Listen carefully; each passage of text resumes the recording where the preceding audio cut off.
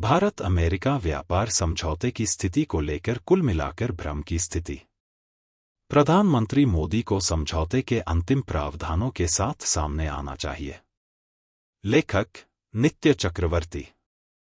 Bharat America व्यापार समझौते पर घोषणा की उम्मीद थी, लेकिन जिस तरह से राष्ट्रपति डोनाल्ड ट्रंप और प्रधानमंत्री नरेंद्र मोदी दोनों ने सोशल मीडिया पर ऐसा किया, उससे बड़ा भ्रम पैदा हो गया है।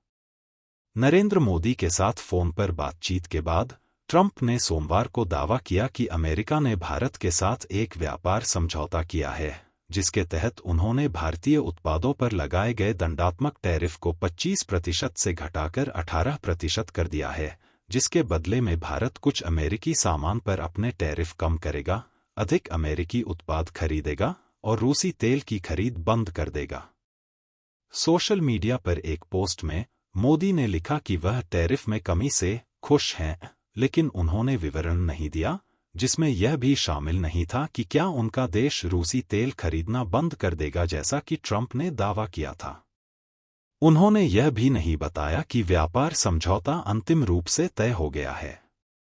मोदी ने लिखा, जब दो बड़ी अर्थव्यवस्थाएं और दुनिया के सबसे बड़े लोकतंत्र एक साथ काम करते हैं, तो इससे हमारे लोगों को फायदा होता है और आपसी लाभकारी सहयोग के लिए अपार अवसर खुलते हैं। मोदी ने यह भी नहीं बताया जो ट्रंप ने कहा कि भारत $500 अरब से अधिक अमेरिकी ऊर्जा, प्रौद्योगिकी, कृषि, कोयला और कई अन्य उत्पादों के अलावा अमेरिकी सामान खरीदने के लिए बहुत उच्च स्तर पर प्रतिबद्ध है, और यह कि भारत संयुक्त राज्य अमेरिका के खिलाफ अपने टैरिफ और गैर टैरिफ बाधाओं को कम करके शून्य पर लाने के लिए आगे बढ़ेगा। फोन पर बातचीत के बाद अमेरिकी और भारतीय नेताओं द्वारा जारी किए गए बयानों के लहजे में एक ध्यान देने योग्य अंतर था। नई दिल्ली में भाजपा और सरकारी हलकों में काफी उत्साह था। हर कोई भारतीय सरकार की तरफ से विस्तृत जानकारी की उम्मीद कर रहा था, लेकिन कुछ भी सामने नहीं आया। यहां तक कि अपनी पार्टी के सांसदों की बैठक में भी मोदी ने अधिक विवरण नहीं दिया, सिवाय इसके कि भारत की ओर से धैर्य रखने का फल मिला। सटीक स्थिति क्या है? सरकारी सूत्र वाशिंगटन से अधिक विवरण की प्रतीक्षा करने के अलावा और कुछ नहीं बता रहे हैं।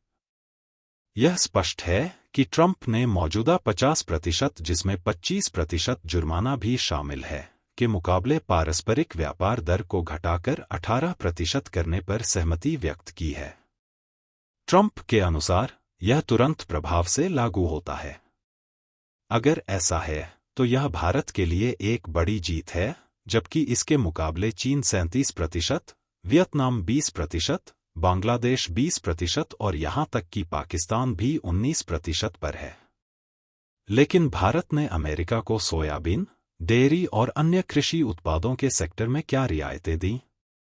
क्या मोदी ने रूस से सस्ते दाम पर भी तेल का सारा आयात बंद करने पर सहमति दे दी है?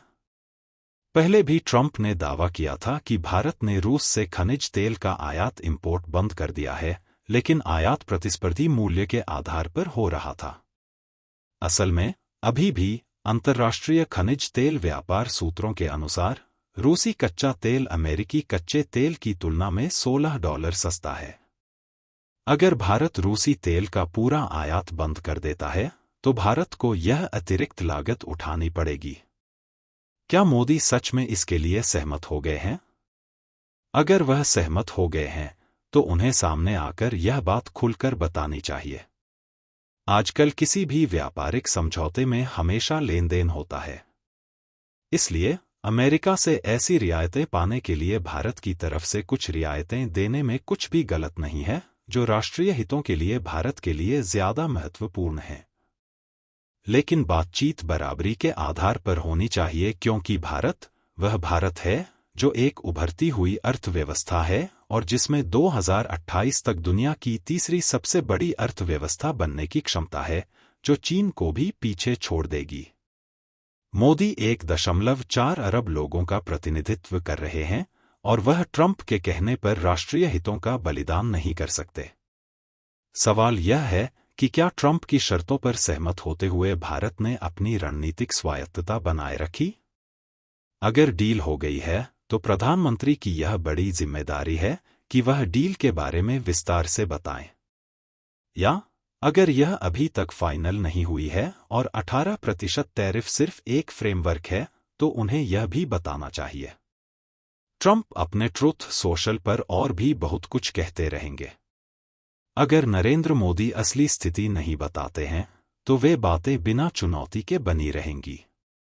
यूरोपीय संघ और संयुक्त राज्य अमेरिका के साथ लगातार व्यापार समझौते, एक जिसे सभी ट्रेड डील्स की जननी कहा जा रहा है, और दूसरा भारतीय सामान पर टैरिफ को 18% तक कम करने वाला यह समझौता, से अर्थव्यवस्था को बढ़ावा मिलने की व्यापक उम्मीद है, जिससे एक दशक में निर्यात में संभावित $150 अरब की वृद्धि होगी, ऐसा सरकार के करीबी विशेषज्ञ कहते हैं।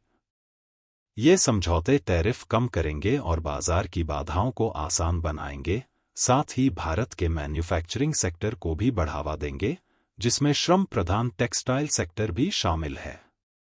हालांकि भारत चीन के मुकाबले अपनी प्रतिस्पर्धी बढ़त के ज्यादा समय तक बने रहने की उम्मीद नहीं कर सकता, क्योंकि ट्रंप इस साल अप्रैल में अमेरिका-चीन व्यापार समझौते को अंतिम रूप देने के लिए चीन जा रहे हैं, और चीन के लिए टैरिफ दर निश्चित रूप से 20% से कम हो जाएगा।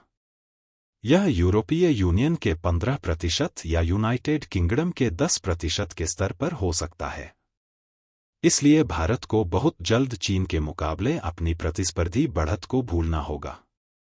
50% अमेरिकी टैरिफ ने कई चीजों पर असर डाला है। इनमें स्टील, टेक्सटाइल और फार्मास्यूटिकल्स जैसे सेक्टर शामिल हैं। उदाहरण के लिए, टैरिफ के बाद अमेरिका को स्टील की शिपमेंट में 40% की गिरावट आई।